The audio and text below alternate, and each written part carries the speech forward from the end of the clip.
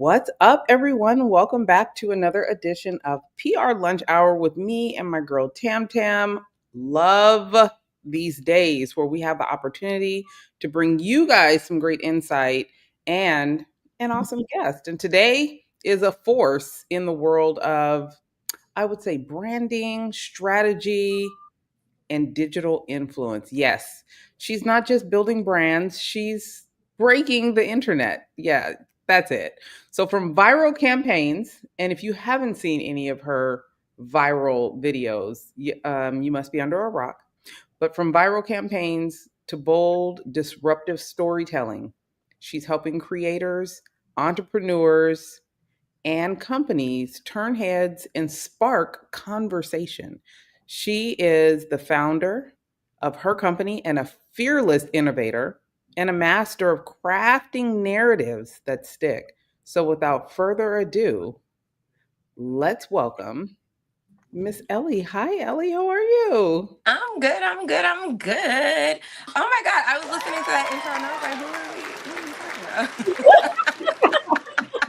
Tony with the intros. Because you are that girl. You are that Yeah. girl. So thank you for being here. I can't wait for the people to get to know you, at least like how I've gotten to know you. And that's just virtually, which is Yeah. crazy that we get to know people virtually. It's like totally insane. But let's start out with our traditional wins. We like to talk about how people are winning in their Yes. industry, how they're winning professionally and sometimes personally, because sometimes when we win in personally, that carries over into our professional life. So I do want to go ahead and start off with Tam because I usually come to her last, but yeah, gotta, Okay. The last shall be first. yes, shall be first. And Ellie, y'all be ready because Ellie comes with the quick ones. Like she's I real quick, know she does. I win. real Oh my quick god. with the tongue. The last shall be first. You Yeah, know and what? she You called got- me. I'm like, and she's biblical. No, I'm just kidding. Go ahead, Tam. No, I receive it. I needed some biblical today. Win. So, okay, let's start off professionally. So I launched my Substack this week. I'm so excited. It's not the same as my newsletter. It's just a little different. It's more like a public journal of like what it means to be multi hyphenate and like the reminders we need to tell ourselves. But it's coming. It's literally like me talking to myself, and I hope you come there and feel like it's a soft space to land. So I'll say that. Um, I feel like I did. Oh, I also wrote for Wix about how to really publish and plan your e-commerce content. So if you sell products in any way, also if you don't, you can really learn from that. And the link is actually on my LinkedIn page, Tamara Sykes. You can go there and find it. And then personally, my daughter is running track. I've said this a lot, but like she's been doing great, you know, killing people. The competitive streak is coming out. She was talking smack, and I was like, ah. But I'm okay with it. I'm okay with it. I love You it. For those of you that don't know, Tam is not. She's not a shit talker. She's nice. know. She's like Nice. Wow. she's very Thank nice. That's okay. I'll talk shit for the both of us. That's you. no, You we got are your her. keys. Yeah. Yeah. I love it. So I'm really glad that you are at least living vicariously through your daughter. It's Oh, crazy what absolutely. kids will teach you about yourself. Like you really like the shit talking, it's just not who you are, which means you're pretty authentic in how you carry yourself. But I really be wanting you to dig in sometimes and just say some real vile nastiness to some Yes. people that Just deserve it, but then like she gutter never does. snipe, bottom rung, just tongue Come lashing. through, come through. So thank you for sharing that. I can't wait for you to share more about your daughter's journey through track. I love it. I absolutely love it. What's up, Ellie? How are you winning these days? I am habitually tired, but very blessed. My personal business life is all one big pot of the same thing for right now. I am currently running communications for a campaign here in New Jersey. And so we are 39 days out as of today. So my win is that the polling is looking good. If we pull this out, it will be very, very historic to the likes of Baltimore electing Mayor Brandon Scott. This will be one of the youngest mayors in the town's history, and he will have beat the Democratic political machine, which is throwing money at the current mayor, trying to make sure that they beat us. So My win is that the polling is looking good. We've got some favorable articles and stuff going out. And then I guess what would be more towards the personal side is today is my first event that I am doing top to bottom. Um, I was stressed out up until getting on here because our food vendor fell out at the very last minute, but we fixed it. We've got food for the people today at 6 p.m. And so my win is that we're looking up in the polls. Hey, very good. And congratulations on that. What about personally? What's going on in Thank your you. life, mom? Literally the personal is all the same thing. So I homeschool. I'm the proud owner of a 2014 Virgo model human, and I homeschool her.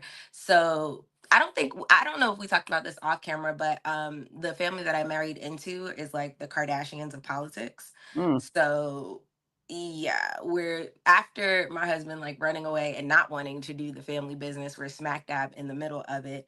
And so homeschool has been looking like the obvious academic stuff, but it's also looked like hands-on learning and being able to be in the front seat. And she's very much active. She'll come and she'll be like, I was thinking for the campaign, you need to do, and it'll be full on marketing strategies, like complete. And I'm like, okay. So she's picking up what's being What you put putting out? down.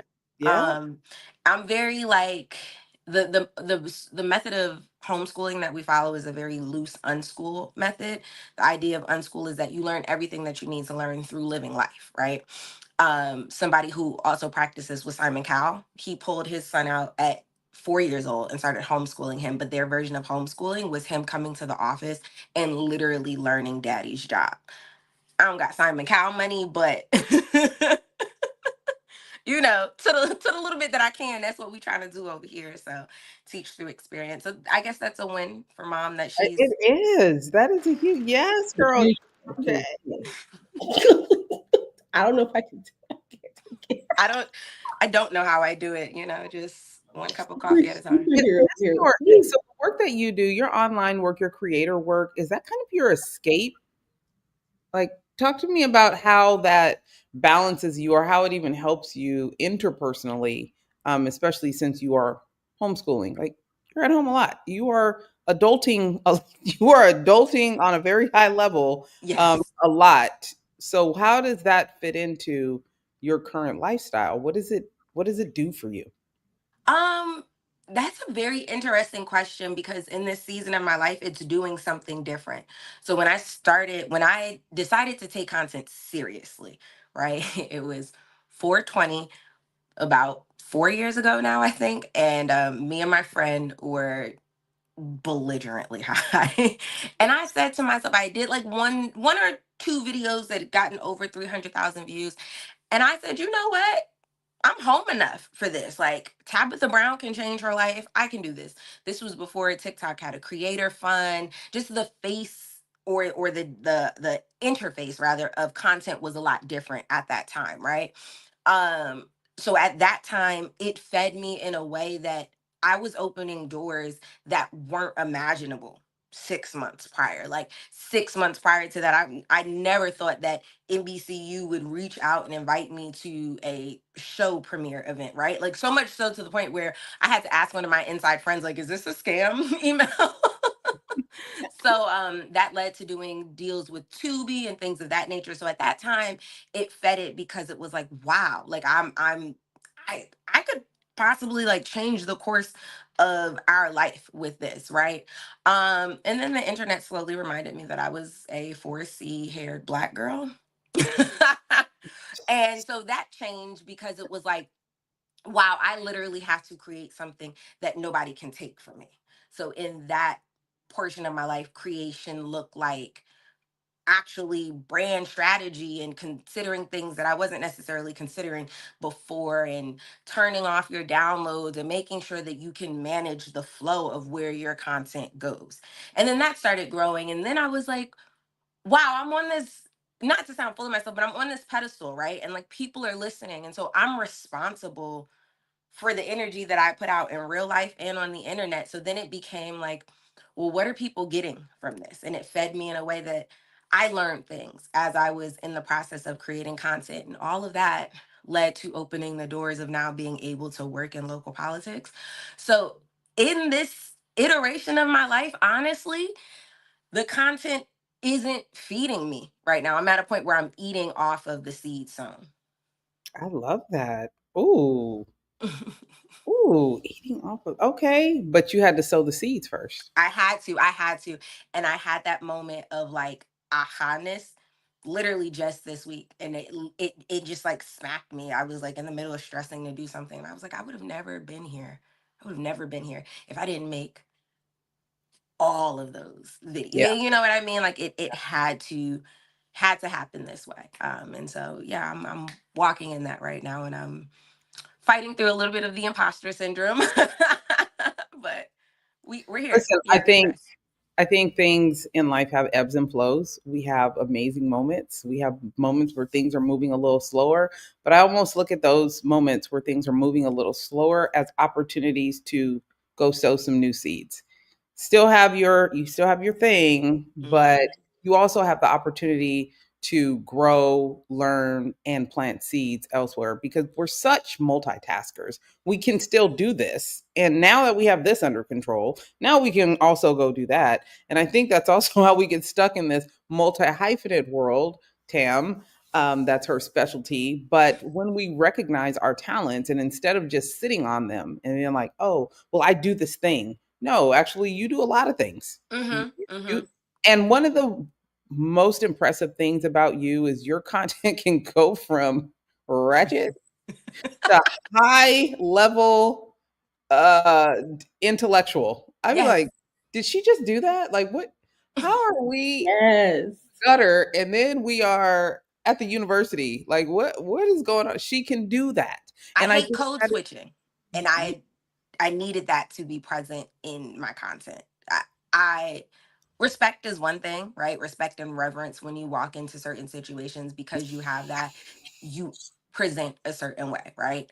But I am who I am. So if the moment requires a motherfucker, you know, maybe in a professional setting, it's like, motherfucker, but it's gonna be said. It's going to be said because I've been in spaces where I've conformed for what it is.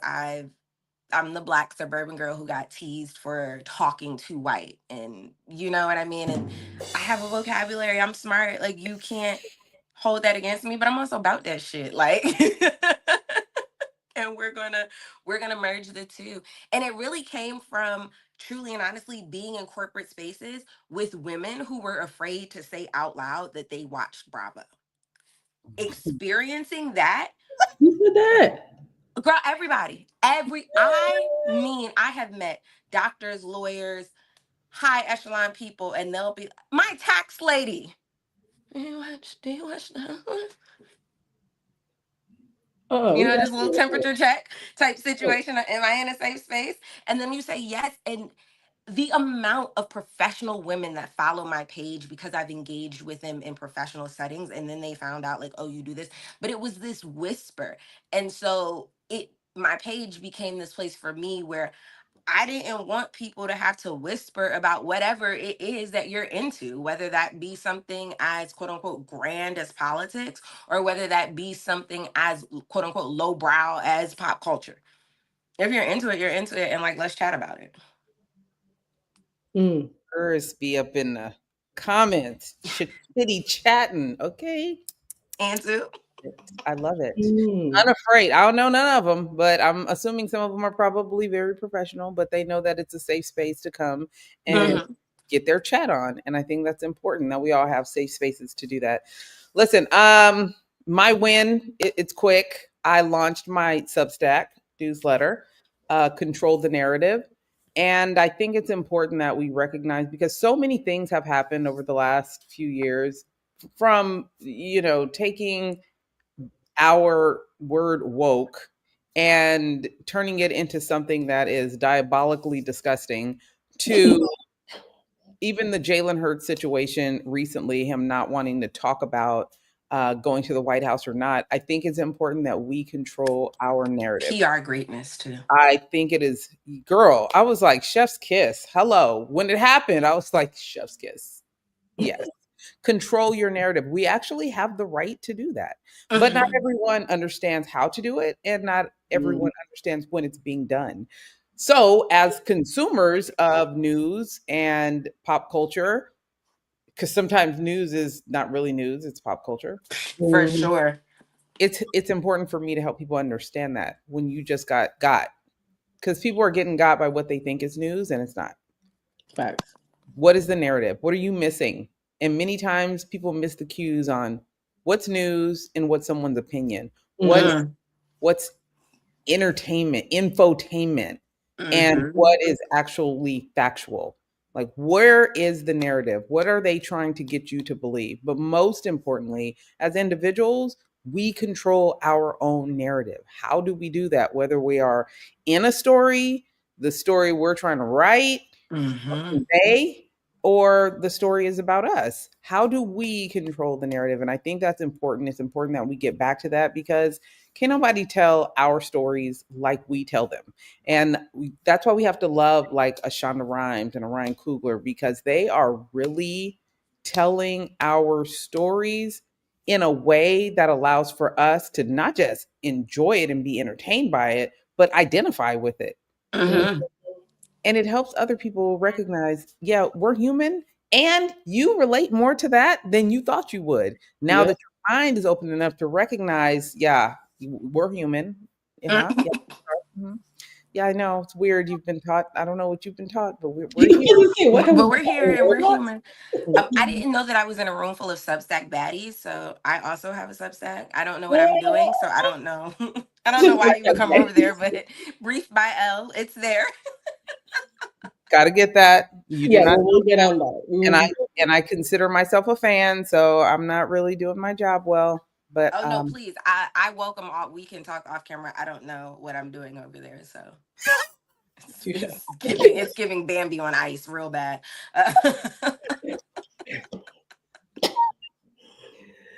The oh my analogies. god, oh my god. All right, listen, let's get into this. Oh, she's so funny. I'm trying to I'm tell sorry. y'all. I'm sorry. I'm sorry. I'm gonna have behave. I've No, been no, trying no, to no, don't behave. Don't behave. no, No, no. don't behave. Yeah, I've been that's trying to how give the people the spaces real work. stuff. Like, you need to know who's out there in the world, who is telling stories, who is bringing things to light, and Ellie is Mhm. one of them. I am just a habitual appreciator of humor, and to every Sure. situation, she brings the Sure. laughs. Like, Unserious. No, I'm so really, unserious. I don't sit next to me. Like if you don't know how to do like the church girl cut up, like where you laugh but you don't get caught, don't sit don't next to me connect to me. because I'm a kiki the whole time. But if Yeah. you don't know how to control your laughter, you gonna get in trouble. We getting in trouble. We talking about the pastor's wife and his mistress. We talking about all of it. I'm talking about this right here. And passing some candy too, because I know we need The all knee tap. that.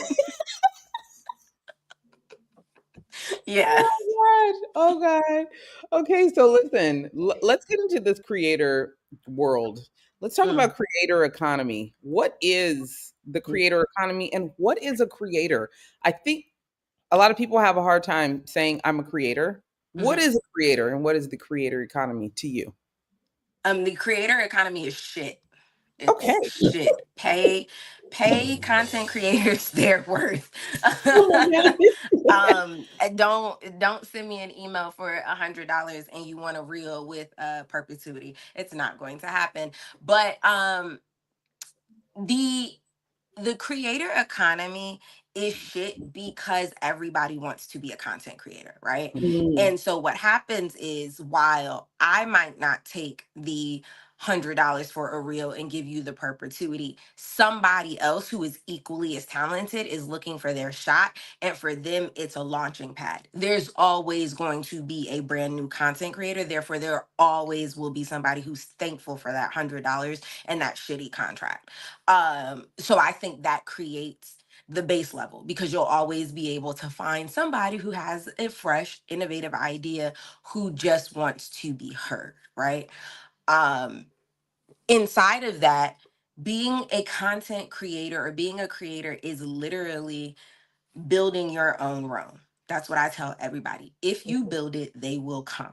If you want to get on the internet and talk about lip plumper lip glosses, if you build it, the people will come. That's just what it is. And Um, being a creator is, like we said earlier, not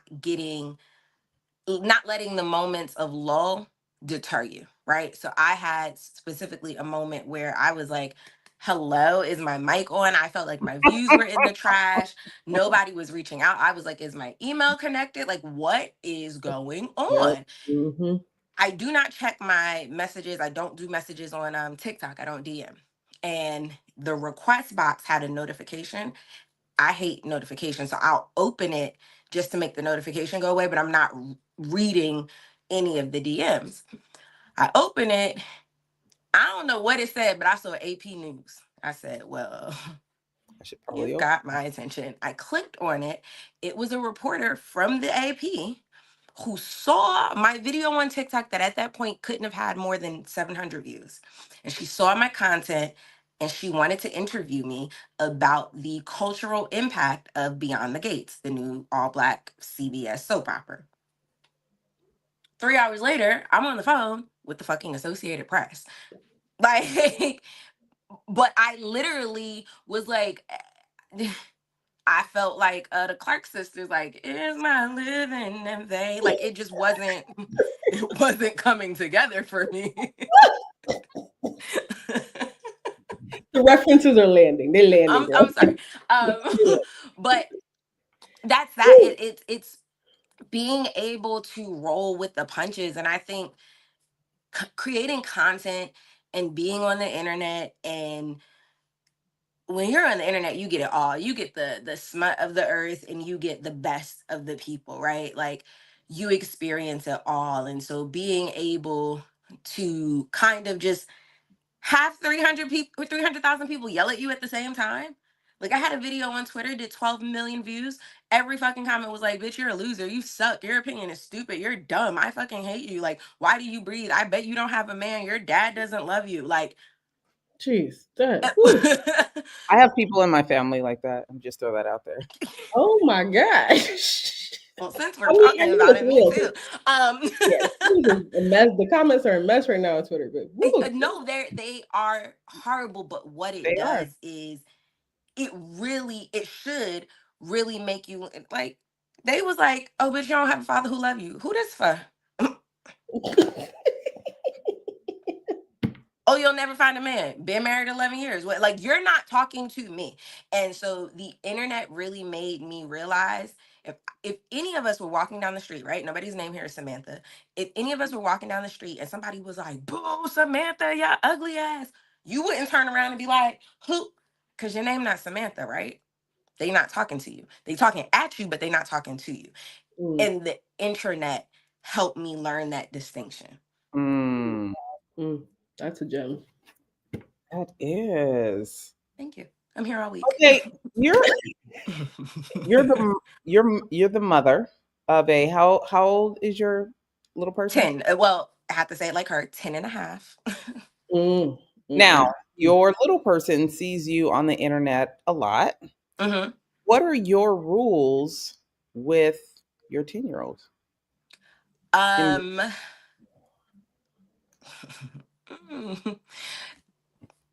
they are, she doesn't have it, but she experiences it, right? Like, she's got cousins, she's got friends. They teach her TikTok dances and all of that. But there is no need for my 10-year-old, my 10 and a half year old to be on the phone scrolling. YouTube shorts, TikTok, there's no need. And I will say that that changed over time because I used to let her scroll YouTube shorts and I watched the brain rot happen in real time. I watched her like Mm, get sillier. I watched her just look at her phone and not even be able to process what she was watching. She couldn't repeat it back to me, right? Um and the idle mind is the devil's playground. Like, and that's not even to be churchy, but it's that if you have no direction, if you are literally just idle, doing nothing, going with the flow, you'll go with the flow, any flow that comes your direction, right? So no, my thing is purpose driven. If you're with your friends, they show you something, you're having a good time. Everybody who you're around knows the level of appropriateness. And as kids, if y'all break that, then we'll handle that when we need to. You know what I mean? But y'all know the rules. So there's a level of let me give you the rope. But at home, mm-mm, mm-mm. There's no reason. And I don't. She started off making kids content. She had a YouTube page and all of that. Um, and then I was like, the internet is weird. And you don't need to be here. You don't need to be here. If even if I post something on my story, I will put an emoji over her face. What you looking at that kid for? And y'all not nice to Rumi. So y'all take my baby head off and bitch, I'm not Beyonce. Okay. We'll be in the now you're talking to Samantha. Okay. Now I'm Samantha. Now I'm Samantha Ho. What you say? So mm-mm, mm-mm. My only job is to protect her. I'm not feeding her to the piranhas. Okay, so I'm going to follow that with my thoughts on states that want to ban social media for kids. Hmm. Mm. I want to know how you feel about it, but I also want to preface it with you are a parent that's taking control. I think it's a parent's job to actually control what's going on, to know what's going on, to know what kind of content your kid actually looks at and engages in, what interests them, what shouldn't be interesting to them. Hmm. But I don't believe it's the state's obligation, right, to do that. I think we are letting people off the hook from parenting. I Yes. Mm. don't understand why we keep putting things in place that take the responsibility off of the parents. Thoughts? There should be a litmus test for pregnancy. I don't know. And when I become dictator of the U.S., because apparently that's what we'll have going forward, I will make sure to enforce that. Hold on. I didn't. Can you hear her, Tam? I No, I couldn't. Can you repeat that, Lee? can hear you. It's. I'm sorry. It's coming in Like muffled? muffled. What about it? Mm-mm. It's muffled. Maybe you need to go out and come back in. I don't know what happened. What do you think about that? I want to hear your thoughts on what. Mhm. Yeah, for sure. I mean, it's a great question. I'm unaware of the states now that I'm thinking they're trying to ban social media for kids, but I do think it's a generation of people, or when I think like a class, a cohort of people who don't know how to handle like I'm the parent and you're the kid. And so some people are either trying to navigate like, oh my gosh, back to what Ellie said, like I'm on social media, but it doesn't seem that my kid's not. It's kind of like how people see me with like my hair being purple. And like, are you gonna let your kid's hair be purple? I'm like, yeah, when it's appropriate. Like I don't think people understand that. Like you can still be yourself and still be a parent and parent your child. Like I think that's what people are experiencing. So like yeah, and to Ellie's point, like I know Ellie's 10, I'm dealing with about to be 7-year old in a few weeks, and like I've got the request of like, can I have a phone? And I'm like, no, but like also dealing with like people in her proximity who have phones, Yeah, and you're not going to be the popular parent when you control your kids narrative. You're not, but you have to sit in it, and you have to like be okay with it. And I think that's what people are grappling with. It's just like everyone should just conform and make it easier for me to be the parent, but that's not reality. It's like when when you learn to drive, what is it most of our parents told us? You learn how to drive in like this controlled environment, and then you have to learn how to drive with other people, right. a parent with other people. You got to do it. It's just what it's going to be. But I think that's what most people are just they don't know how to handle it, and it's tough, but you got to do it. Absolutely. Ellie, Can you hear me? I can Yes, hear you. yes. Mhm. Can you hear There's us? like a delay happening. I can hear you, but there's like a 10-second delay that wasn't there before. That's weird. Mm, But as long as you can hear me, I'll keep talking. yes. I was just saying that it happens not even just in content, right? Like, so for example, homeschooling laws differ from state to state, and the laws in New Jersey are very, very open. They if you look at it, it would assume that every parent is like a present parent. There's no like state check-in or any of that. And it's very good if you're a type A mom and you're on top of it and you're, in control. That's scary if you just had kids to get more food stamps. You know what I mean? Oh, And yeah, yeah, so yeah. I think that there should be like loose parameters, you know what I mean? Like, even if it's maybe a certain amount of videos per day, right? Like, you can't spam the internet with your child, or like the weird bath content with the babies in the bathing suits and the stuff. Like, you can't hello? You can't do that. I don't know if it needs to be like school rules where the shirt has to be 3 fingers wide or some shit, but like, you can't pimp your babies out like that. And if you, as a human being, then as a woman, then as a mother, if you don't understand that, I'm scared of you, but also here's this law to kind of keep you in place. You know what I mean? And so I think that they're necessary in that way. But if you're a weirdo, you're gonna do weirdo shit, and then I think that just comes down to you having better like child protective laws, but that's a whole different conversation. Let's talk about this. Oh my God. Please. I knew you were going to go here. I just looked at him like, oh no, no, no, no. I Let's love talk it. about I love it. Let's talk about it. Oh my word. Listen, we all play in the comms world. I know. We all recognize, understand branding. We all understand reputation. We understand crisis reputation. What in the entire hell is going on right now? You know the saying, when if you roll around with pigs, you might get fleas, right? Yeah.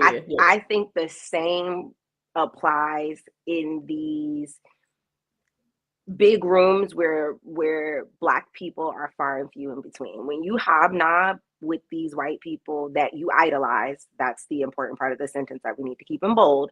When you hobnob with people, these high level people that you idolize, you begin to think that you can do the things that you can do, they can do. And the truth is, Shannon Sharp ain't got the complexion for protection.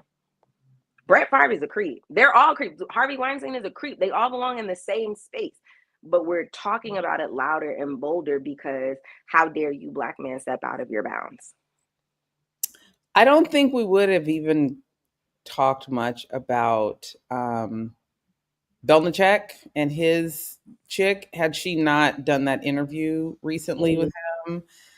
Do y'all want to lean in on that? Like, what kind of dog and pony show was going on in that interview? And for her to butt in and talk about what they're not going to talk about, it just gave gross. It gave elder abuse. Yikes. Yikes. Yeah. Crazy part is I called him Brett Favre, which is also a creep, but Belichick is what I meant. We follow. We do. I He is a creep. Yes, he is. there. Next caller. I have nothing. I have nothing nice to say. I didn't ask you to say nothing nice. No, seriously. Okay, so there's two questions here. There's two questions. Yeah, you can One is why, and you've kind of answered that, but I want to get Tam's take. What is the difference between these two couples? Because they were a couple at one point. Both of them are with women that are barely out of high school, and both of them have AARP cards. So what is the difference? That's one. And two, why is this acceptable? Like, is it just me? Is this gross? Like, what? I just so nasty. It's definitely so nasty, so rude. Yeah, I'm like, ooh. It's because I'm like the Democratic version. So I just find something to say. Okay. It's definitely in the gray of life, which is people have said, okay, it's legal, but we all know this is not ethical. You know how we say that? Okay, so we're gonna go with that. The other difference too is one, in this case, Shannon Sharp built their brand, because we're going to take it back to branding, on being honest and real, and has a lot of conversations addressing age gaps in relationships and looking at the other one does not have that. I mean, for all we again, this is just my perspective. For all we know, he's really just from the sports world. If you think about it, like it's not something that's Yeah. like he's He not just out. deflates balls. It's Yeah, not. It's not a big deal. yeah, you know, right, the Tom Brady situation. But he's not like out here building a brand on this subject. So, in addition to the protection thing that Ellie pointed to, because we all know this, it's also a matter of like you build a brand and have evidence on social media, online, showing that you look down on this when it turns out that you look hypocritical and are Hmm. hypocritical about the very thing that you look down on. And we've talked about this multiple times when it comes to celebrities and well known people. Stay away from things that you want to build your brand on, but you cannot back up personally. Hmm. Because it always creates a crisis, whether it catches up with you in the moment or not. It always creates a crisis, and that's what I was watching. Erica Cobb, who I also love. She's someone else who talks. Love Love Erica. Erica. That's my vibes. Like y'all are Claudia. I love Claudia Jordan too. But like, Yes, yes. Erica, but like Erica pointed out, it's like sometimes I think people get in these rooms and think they can get away with it because they haven't been caught yet, and it all like as we always say this as brand builders, it always catches up with you, Yes. Yes. and you And should know you better. have to brand authenticity. Like you have to Yeah. brand your life. Or else at some point we'll find out that it's not your life. I think to me the difference is yes, the branding, but also the physicality, right? If it had just come out that Shannon Sharp was sleeping with a girl 35 years younger than him, I think the whole internet would have been like, ill, and also, wow, you're a hypocrite. But then we would have moved on and we probably would have watched Club Shay Shay for the next guest. You know what I mean? Like it Mhm. might have been jokes like, well, how old is Michelle and things of that nature. But when you add this level of grooming, which essentially is what it was, he was displeased with her actions. And so now he's going to choke the shit out of her. Even if Bill Belichick is at home doing that to this girl, we don't know about it. It's the fact that we now know that on top of you being like the old uncle from Tyler Perry, like reach deeper, you're also I did not make that connection. Great connection. you're also like an abuser and a like groomer, and those are the things that take it past being just weird, right? Like that's wrong. And I feel like that word doesn't even showcase the gravity of it. But I think for me, that's the difference.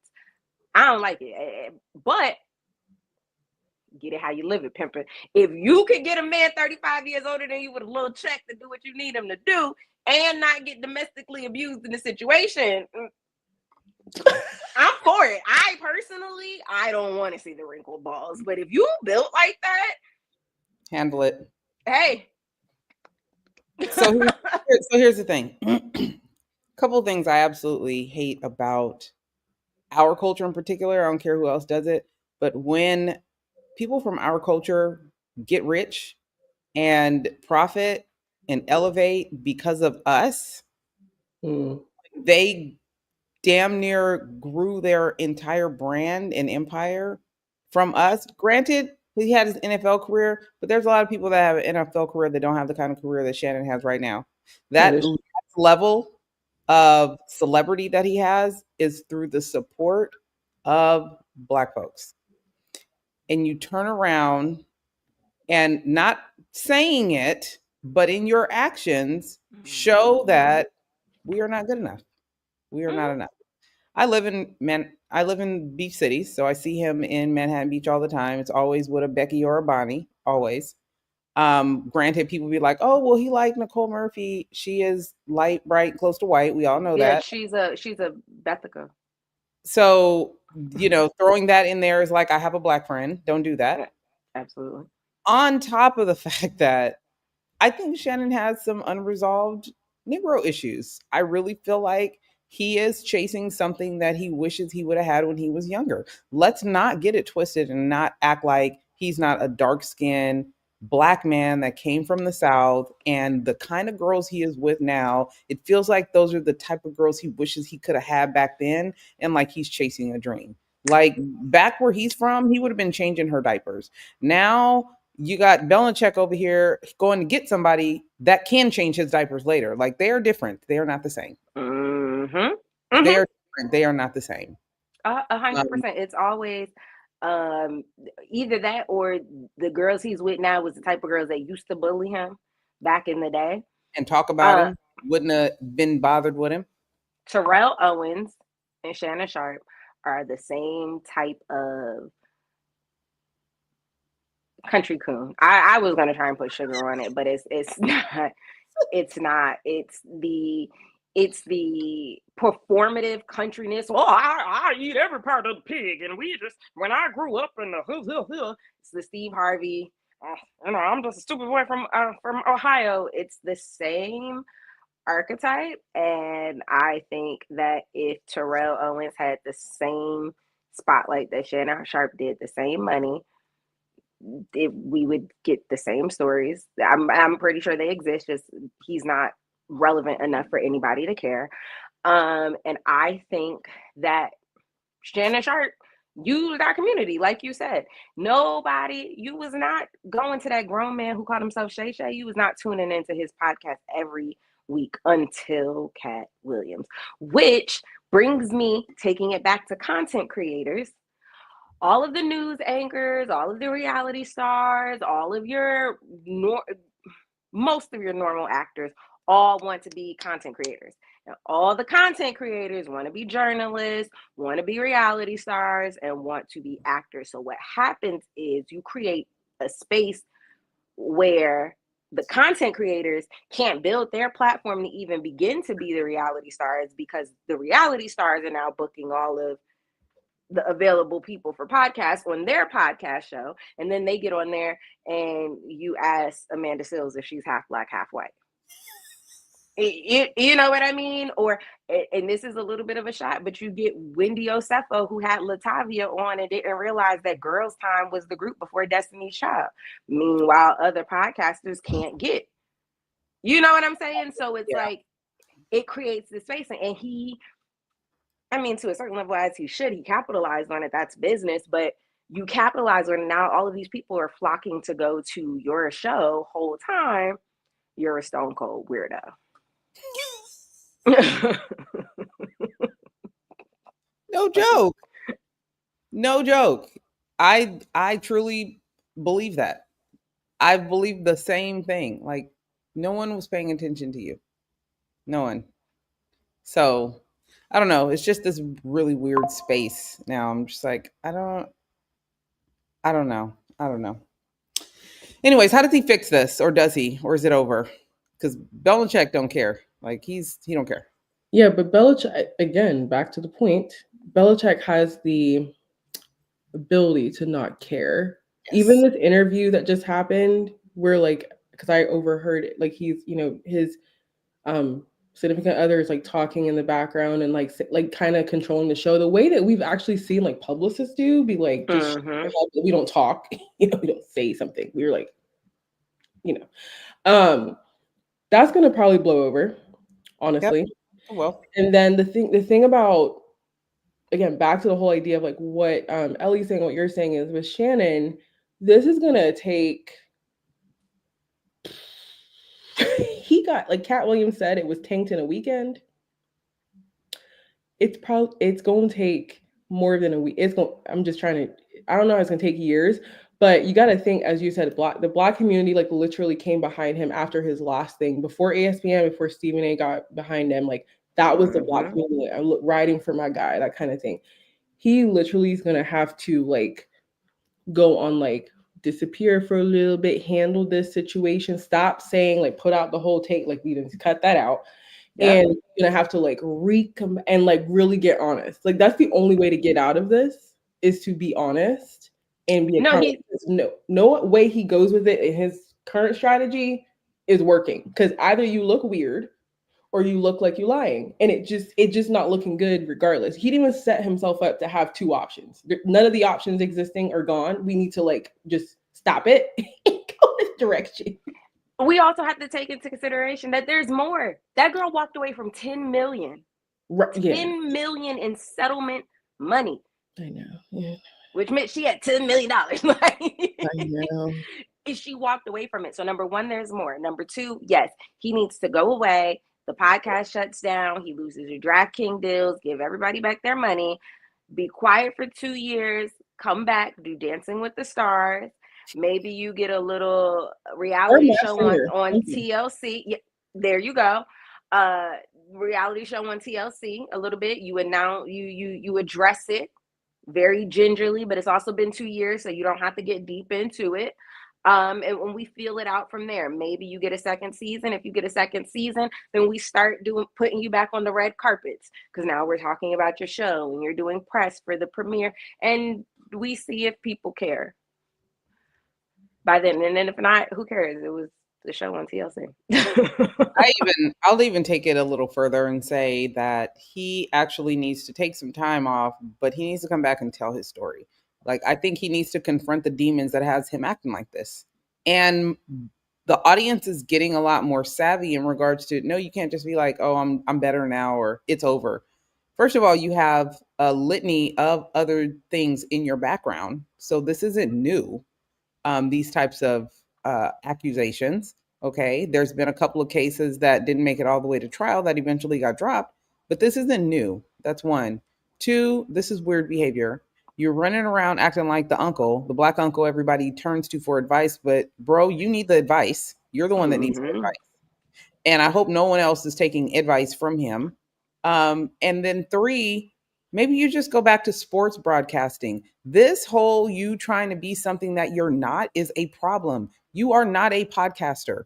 You are not someone that is comfortable going deep with people. You can ask surface level questions or questions that, get us laughing or have some sound bites. But the truth of the matter is, many of the interviews that I've watched with him, I'm like, okay, now next, like, go deeper, more. So let me ask you this. Don't just yeah, sit to think there about. and let somebody lie to your face, because I'm right here and I know she lying. So if you did your homework, come on. That's not his thing. It's not authentic. And that's another reason why this is a crash and burn. You wind up putting yourself in a situation where you're boxed into a persona that you're really not even comfortable with. You do what is scripted for you. You don't do what's authentic to you. So I do think he needs to take a step back, resolve some of these issues, deal with his black ass demons, and then turn around and get back to sportscasting and stay out of this type of a situation where it puts him in a framework that does not fit him. This is not Stay away very from fitting. Ocho Cinco and stay away from Gilbert Arenas. But if we being really honest, his best work is on Nightcap and not on Club Shay Shay, Yeah. where the two Or birds of a feather flock together. Right. But they're not interviewing, trying to go deep and acting like a journalist. That's the problem. Absolutely. People running around here acting like they can do a job where you're not equipped to do that. You're not that person. It takes someone with a higher level of thinking to be able to pry fragile details out of a story. We were or talking a about passion. narrative. Yeah. Or R&B. Yeah. R&B money does very good. Love And Tank it. nor Jay Valentine are journalists, but They they are deeply amazing. enthralled in music and in the culture and in the thing. And they Yes. have And they guests dig. on who are the same. They dig, they can maintain the conversation. You're 100% Again, right on that. That there has to be, but that's the it of it all. That is the 56-year-old being told by his team, you need a YouTube channel. It's the same reason Portia has a vlog channel now. Like, Yeah. Okay. Okay. Ellie, let me ask you this. Of all of the work that you do, all of the different things that you cover, I want to know, what's your favorite? What is your favorite subject to cover? It used to be the Housewives, but they're blowing my shit, man. They suck so bad. No, I have really, really, really, really been into the politics of it all. Even and I like my favorite are the I call them the crossover stories. So like when Angie K was talking about the plates look like the Versace plates look like the same ones that George Washington had, and the girls were trying to take her out like, okay, sure, George Washington had Versace. And I did a story on the china that George Washington's wife actually did, and it had the Greek key, very similar to Versace. And ironically, it was the china set was never eaten on in the White House because the order was delayed. By the time it got there, it came after George Washington was assassinated. So not George Washington, excuse me, Abe Lincoln, excuse me, Abe Lincoln. You're quite the little historian. Thank you. But I'm into stuff like that. I like stuff like that. So I'm horrible with the What do names you today. use? What are some of the tools you love using? Everything. I will turn on the television and watch a documentary and find inspiration, and then I'll take that, and sometimes I'll run it through Chat GPT, and then sometimes I'll just take what I find there and then run it back through Google. Like I try to speak to things that I already have a small knowledge about, right? So I'm not completely learning everything. I'm just learning like the minor details. Like again, the fact that the china was never eaten on was very interesting to me. She went on this journey to find the china and the shipping and the XYZ. I did a story on the White House. I forget which president. But the fact that Congress had given them $20,000 at the time, this president didn't have a first lady. He had his niece, who pretty much served as the first lady, Buchanan. But they were really all about partying. So this is why Abe Lincoln's wife had to get the china, because by the time they got to the White House, it severely needed a remodel. They didn't have matching tea sets. There was was just modge podge of all of the stuff. So she went on a beautification project of it, right? All to get to the link between Angie K and the plate. So I did Right. I think it ended up being like a 2-part story. But all of that was so fascinating to me. The fact that presidents have been squandering taxpayers' money for a very long time. Lord, we are not going there today. I was like about to go on there. But no, I mean, here's the thing though. I do have a question for you. This is very interesting because a lot of people, I think as you're talking about the creator economy, a lot of people think you have to like go after the most obvious thing. And what you're saying is find, back to what Tanya said, the fragile, the unbeknownst detail in the story. And I tell myself and my clients, why would somebody share this, right? So if Bill Belichick is the headline, right? He's viral. Everybody, you can scroll and we've all been there. Bill Belichick has, and you're scrolling and everybody's telling the same story. Okay, it's viral. Now, what inside of that story would make people say, I didn't know that. I didn't think about that part. What question can you frame out of it, or what detail can you bring to people's awareness that will cause them to share this? And you have to complete the sentence. This is how I create my content. Somebody would share this because, or, hey, Tanya, I'm sending you this because, not to say that that's what your text message is, but that's the intentionality of it, right? That's when you share something you like on TikTok, you share it because, oh, I thought this was funny, or you were interested in this pocketbook. So if you embed that in it, and you do it so often that people start to expect that from you. Yeah, exactly. Intrigued by that's a part that becomes a part of your brand. These little known, unbeknownst details of the stories that she brings to us, and I think that's why it makes you so valuable when it comes to your storytelling. Even though you're telling stories about so many different things, I ask, my PR and comms clients. The first thing I ask them is, "Who are you, and why should I care?" Like, who's your business? Why should I care? And if you can't tell me that, then how am I supposed to tell that to other people? So when you're looking at, basically what you're saying is, when you look at content and the creation, why are you making this content? What do you want people to get out of this? And be authentic to that, because then they come to expect that from you on a regular basis. My favorite is, I'm getting on the elevator, you have 90 seconds, go. Right. Because I was walking down and you see it, because that's how you're taught to write, right? And Yeah. a lot of people take that and translate it to content. So when you're writing, I have to set the scene. I was getting dressed today, and as I was getting dressed, I was putting on XYZ perfume to get ready to go meet XYZ because it's her birthday. We got 90 seconds. We don't care about that.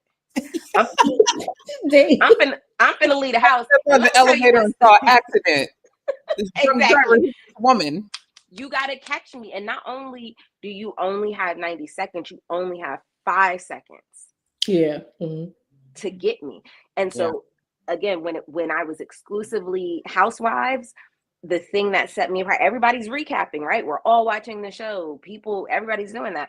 The thing that was catching people for me is, you know what really mushies my pasta when I'm telling a story about the Housewives? You know what yanks my chain? You know what burns my biscuit? Shannon said to X, Y, and Z, and it becomes did she just say what? Did somebody burn her biscuit? Yeah, for Scuff real. her trucks? Like, you know, and I would say stuff like that. You know what I mean? You know what really just dries my pound cake?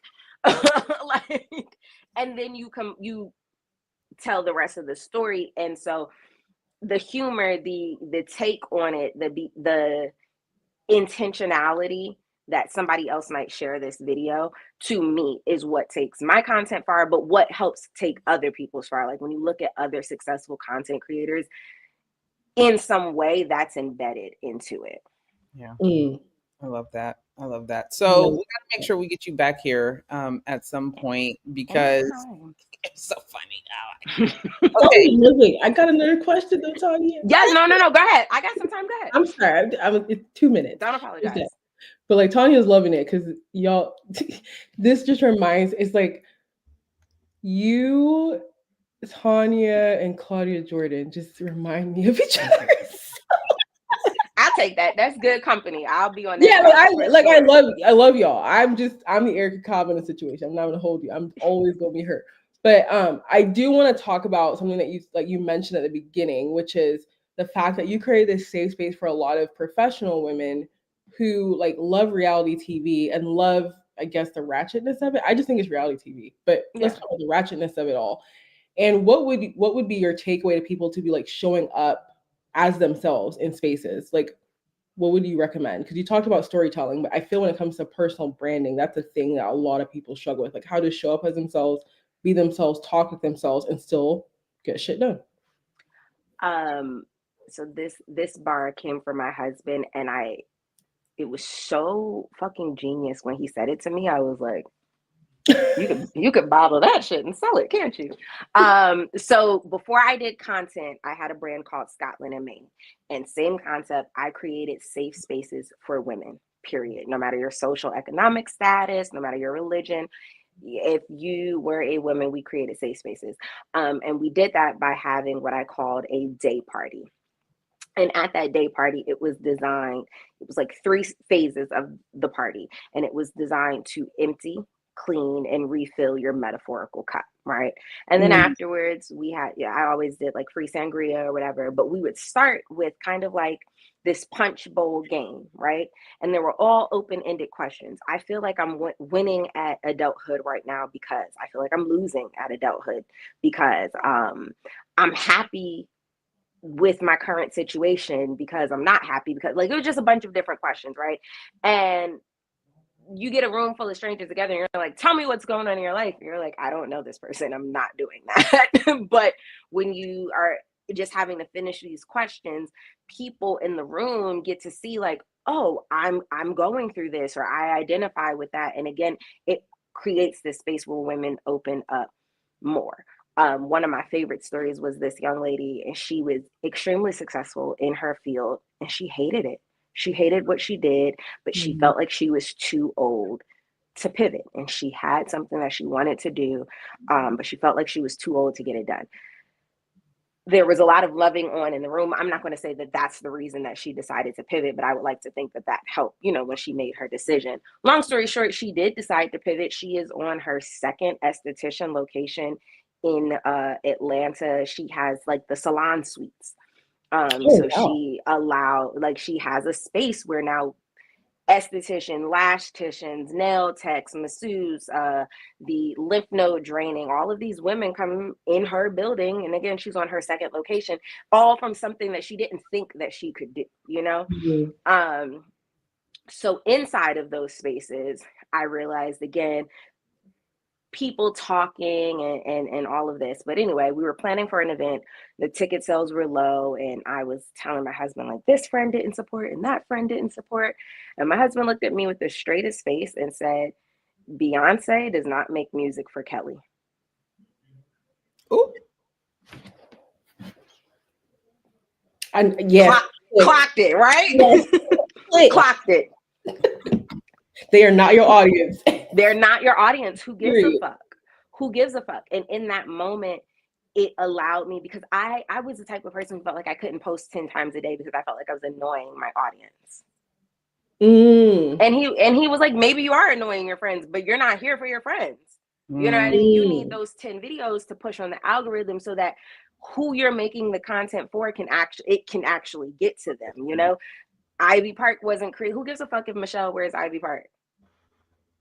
That's not why Beyonce created that. And so that's keeping that in mind, that I'm not here for anything or anybody else other than whatever I'm here for. Mm-hmm. Content, views, job, whatever. To me, that helped me walk in my authenticity of it all. I'm here.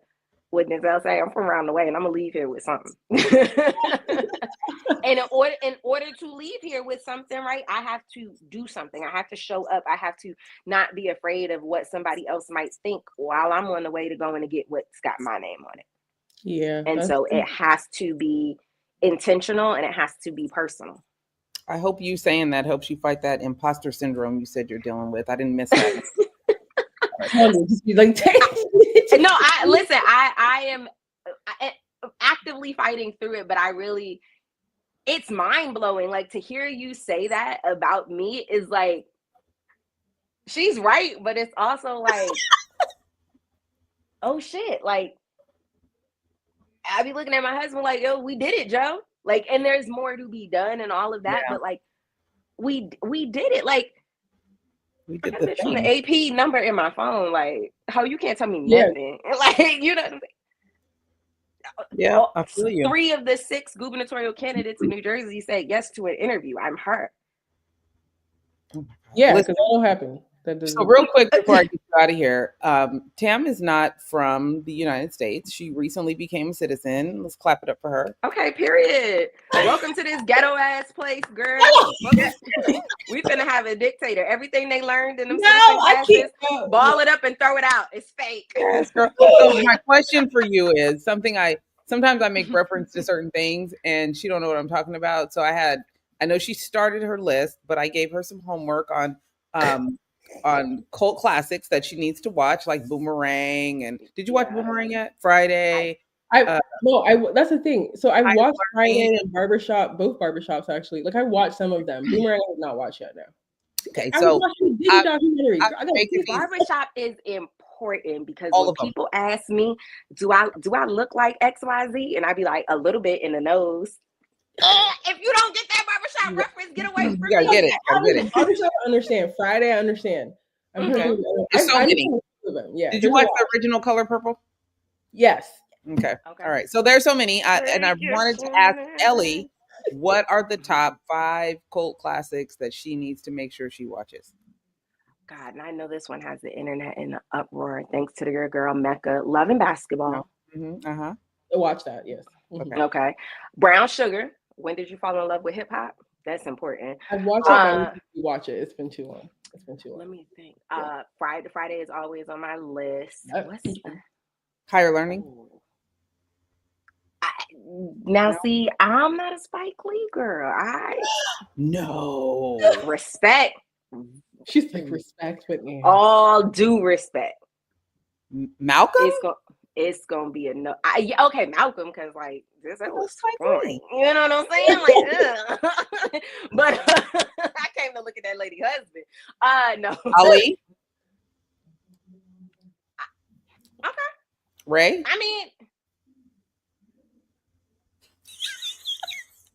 She's She's like, He's a great, like that to me is a different, that is a Spike Lee joint. Even Inside Man is a Spike Lee Oh, joint. I put them in I a different forgot about category. that. That goes in a different category of Spike Lee to me than Higher Learning. What's the other one with Alfred School Widget? Days. What about School Days? Hate it. she's honest. She's honest. Okay, you did it. I hate I All of hate it. it. I hate it. I hate what he did behind the scenes to get the drama. Again, respect to the talent aspect of that and what he had to do to pull it out and being able to see that. It I dislike Spike Lee the way that Spike Lee dislikes Medea. Gotcha. Oh. Okay, I see you. I think it's and I that to me is also like another issue with like Black cinematic storytellers, because we always talk about how prolific the Cosby Show was and how that representation of seeing a doctor and a lawyer and blah, blah, blah, blah. And then when we get the mic, niggas want to create slave movies. It's like, what the fuck? y'all missing, like, where, right, like, we get it. We get the quiet segregation that still exists. We get the internalized slavery. We get that we built this shit. We get it. But if representation does matter, if you do need to see that things are possible, even if it's not reflective of your current situation, where are them stories at large? And then when we get them, Kenya Barris, now we psychoanalyze that because you're not Black enough, or you decided to marry a Black woman, but it's what was that, Black AF? That's the representation that y'all beg for. This man who raised interracial kids in a very high upper middle class situation turned around and made a show about it. You crazy out your head if that didn't ring for people in the suburbs and all of that. I loved it. I loved it. But to you, I enjoyed it. I watched it a few times. But to you, the proverbial, that's not the Black story. And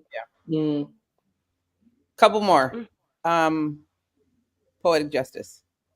Yes. Jackson. Did you see that? Yes, with Janet Jackson. Oh, you seem like you're on it though. So Above the Rim? No, I don't even know what that is. He Got Game.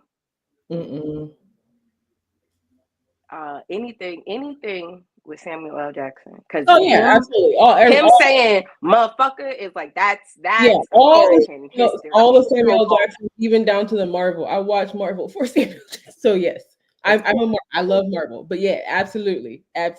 Juice. Did you watch the new Daredevil? Yeah. No. So I started. Sorry, hold on a second. Juice, no. Sorry. But I started Daredevil and I realized that I was missing some context. You know, you watch something and you get it. So I'm going to go back and like rewatch. I'm a huge DC and Marvel. I love Marvel more, but I'm a huge like cartoons is my thing and Disney's my thing. Okay. That's what I grew up with. I got some DC watches for you. I'll give them to you off camera. Okay, cool. Yeah, but I didn't watch Juice. I loved Barbershop. Like I said, I watched both. I feel like Training Day I've watched multiple times. I feel like I'm missing stuff. Keenan Ivory Wayans and Jada Pinkett. Moby for Us.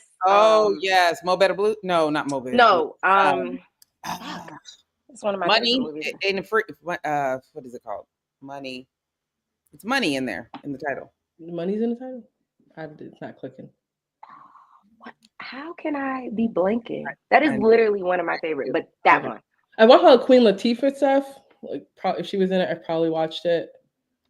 Yeah, okay, just right. You